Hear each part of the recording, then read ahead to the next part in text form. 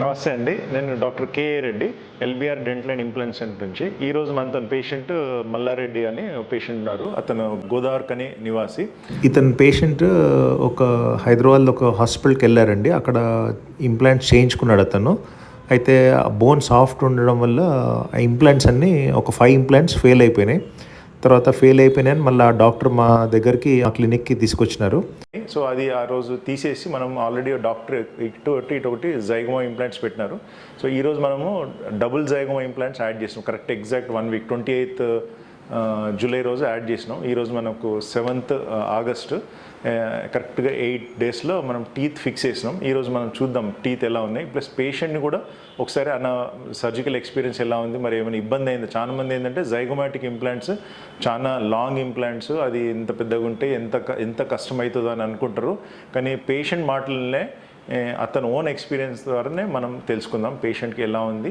ఒక్కసారి పేషెంట్ అడిగే ముందు కూడా మనం ఒకసారి ఈరోజు మనం టీత్ ఫిక్స్ చేసినాం.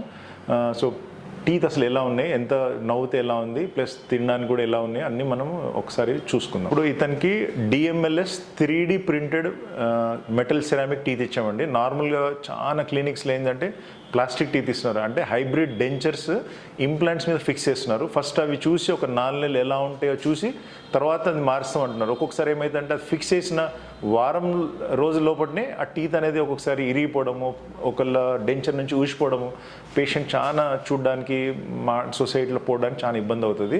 అలా కాకుండా direct 3D printed DMLS metal ceramic teeth ఇస్తున్నాము. సో ఇది చాలా గోల్డ్ స్టాండర్డ్ అనమాట. అంటే అసలు దీనికి మించేది ఇంకోటి ఉండదు. ఇది కాకుండా ఇంకోటి జిర్కోనియా టీత్ అని కూడా ఉంటుంది. అది డిపెండింగ్ అపాన్ ద ఫైనాన్షియల్, అంటే మనీ పెట్టుకునే దాన్ని బట్టి మెటల్ సెరామిక్ కానీ జిర్కోనియా టీత్ ఇవ్వచ్చు. అయితే ఈరోజు ఈ పేషెంట్కి మంచి DMLS 3D ప్రింటెడ్ టీత్ ఇచ్చినాము. ఒక్కసారి చూడండి టీత్ ఎలా ఉంటాయో. క్లోజ్ చేయండి సార్. చూడండి బయట కూడా నమ్మలడానికి చాలా ఉంది, ప్రాపర్ బయటగా. ఒక్కసారి నవ్వండి సార్. సార్ మీకు నార్మల్ నవ్వండి, దగ్గకండి.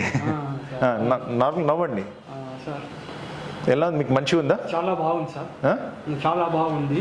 ఇప్పుడు ఇట్లా ఈ లాంగ్ ఇంప్లాంట్స్ వాడినాం కదా, జైగోమాటిక్ ఇంప్లాంట్స్ అని.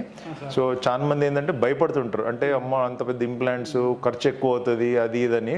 మరి మీకు ఏమైనా ఇబ్బంది అయిందా చేసేటప్పుడు? కానీ ఎలాంటి ఇబ్బంది లేదు సార్, ఇప్పుడు కూడా నాకు ఇబ్బంది ఏం లేదు. మీరు సర్జరీ చేసినప్పుడు కూడా నాకేం అనిపించలేదు. ఇప్పుడు కేవలం జస్ట్ ఒక 8 days అయిందండి పేషెంట్ సర్జరీ చేసి. ఇప్పుడు చూడండి ఇలా పేషెంట్కి వాపులు కానీ నొప్పులు కానీ ఏం లేవు. చాలా బాగుంది సార్. నాకు 1 weekలో నాకు సార్ గారు హామీ ఇచ్చాడు, నేను చేసి పెడతాను, నేను ఇంప్లాంట్ చేసి అన్ని బిగించి చేస్తా అన్నాడు. నాకు చాలా ఆనందంగా ఉంది, బాగా ఉంది.